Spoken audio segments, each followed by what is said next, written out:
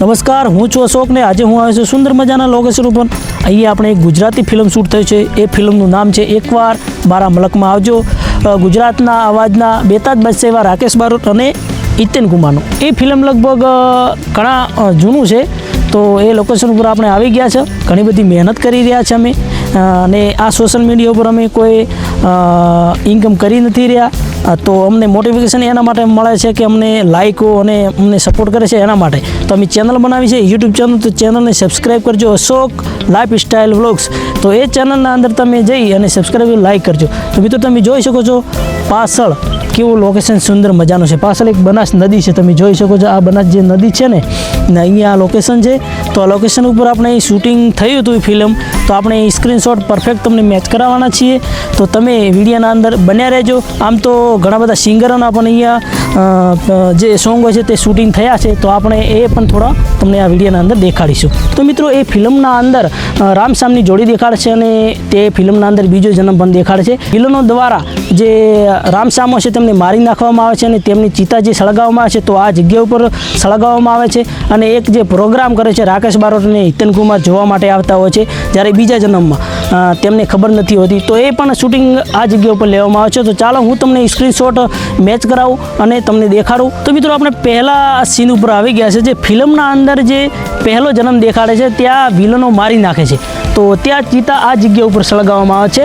તો એ સીન લગભગ આગળથી લેવામાં આવે છે. તો અહીંયા કોટાળી તાર છે તો અમે જઈ શકતા નથી, પણ એવું લાગે છે કે આગળથી જ લેવામાં આવે છે. તો અહીંયા તમને એક ટોકો જે પાણીનો દેખાય છે તે મેચ તમે કરી શકો છો.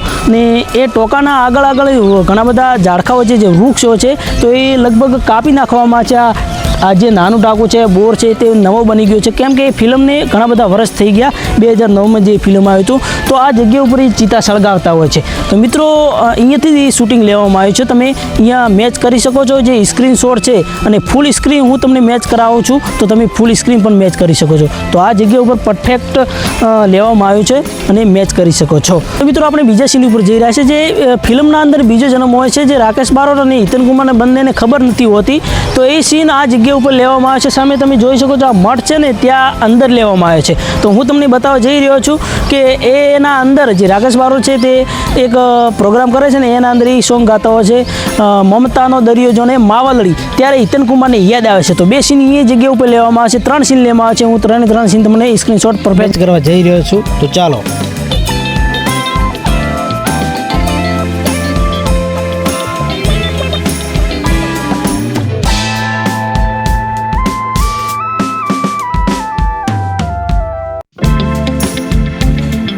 મિત્રો આપણે બીજા સીન ઉપર આવી ગયા છે. જે રાકેશ બારોટ છે જે પ્રોગ્રામ કરે છે અને એક સ્ટેજ ભજવવામાં આવે છે. તો આ જગ્યા ઉપર બાંધવામાં આવે છે.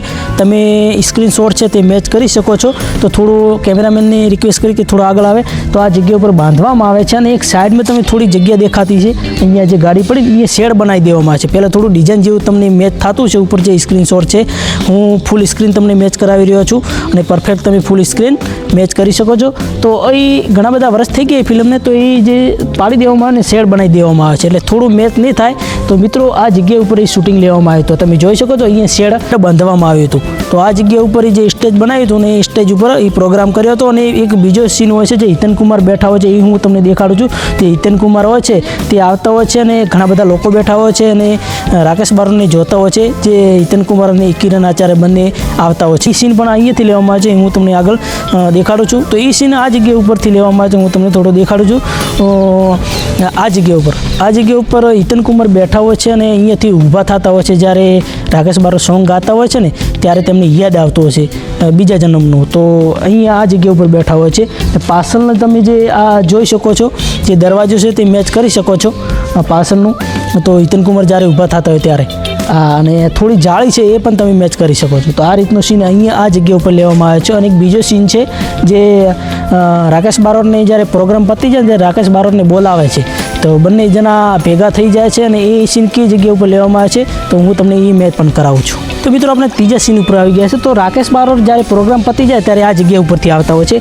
એ તમે જોઈ શકો છો. આ જગ્યા ઉપર આવતા હોય છે ને હિતેન કુમાર સામેથી આવતા હોય. આ સ્ટેચ્યુ છે વાઘનું, એ તમે મેચ કરી શકો છો. અહીંયા ઊભા રહી અને તે વાતચીત કરતા હશે કે આ સોંગ તમે ક્યાંથી શીખ્યા. તો આ જગ્યા ઉપર એ શૂટિંગ લેવામાં આવ્યું છે. તમે અહીંયા આ જે સ્ટેચ્યુ તે મેચ કરી શકો છો. તો મિત્રો મેં તમને કહ્યું હતું કે રેશમા ઠાકોરનું એક ભજન હોય છે તે શૂટિંગ કરવામાં આવ્યું હતું. તો આ જગ્યા ઉપર દેખાડવામાં આવે છે જે 3 વર્ષ પહેલાં તેમનું ભજન આવ્યું હતું. તો આ જગ્યા ઉપર એ શૂટિંગ લેવામાં આવ્યું હતું. તમે જોઈ શકો છો વડલો છે ને અહીંયા નીચે બેઠા હોય છે, પત્ની રેશમા ઠાકોર પણ અહીંયા બેઠા હોય છે. તો આ જગ્યા ઉપર લેવામાં આવ્યું હતું આ શૂટિંગ આ જગ્યા ઉપર. આમ તો ઘણા બધા શૂટિંગ થતા રહે છે આલ્બમના અને ભજનના, ફિલ્મના. તો મિત્રો આ જગ્યા ઉપર એ શૂટિંગ લેવામાં આવ્યું હતું. તો મિત્રો આપણે તમને શૂટિંગના જે સ્ક્રીનશોટ છે તે મેચ કરાવ્યા. તો હવે આ લોકેશન ક્યાં આવેલું છે હું તમને જણાવી દઉં. લોકેશનની વાત કરીએ તો બનાસકાંઠા જિલ્લાના કાંકરેજ તાલુકામાં એક જગ્યા આવેલી છે થળી મઠ કરીને. તો આ જગ્યા ઉપર હરિપુરી મહારાજની એક જગ્યા છે, ત્યાં તેમની સમાધિ છે. તો એકદમ ધાર્મિક સ્થળ છે. તો આ જગ્યા ઉપર તેમનું શૂટિંગ લેવામાં આવ્યું હતું. તમે જ્યારે ગંગાપુર આવો તો ત્યાંથી 1 કિલોમીટર આ થળી મઠ થાય છે. અહીંયા તમે જોઈ શકો છો પાછળ જે ગૌશાળા પણ છે. તો એકદમ ધાર્મિક સ્થળ છે, તમે જોઈ શકો છો. તો આ જગ્યા ઉપર આવેલું છે. તમે લોકો આવતા હોય તો આ જગ્યા ઉપર જરૂરથી આવજો. ગંગાપુરથી લગભગ 1 કિલોમીટર દૂર થાય છે. તો બસ આ હતો રાકેશ બારોટનું જે ફિલ્મ એકવાર મારા મલકમાં આવજો તેમનું શૂટિંગ લોકેશનનું જગ્યા. તો બસ આટલું જ વિડીયોમાં ફેર મળીશું નવા વિડીયો સાથે. ધન્યવાદ.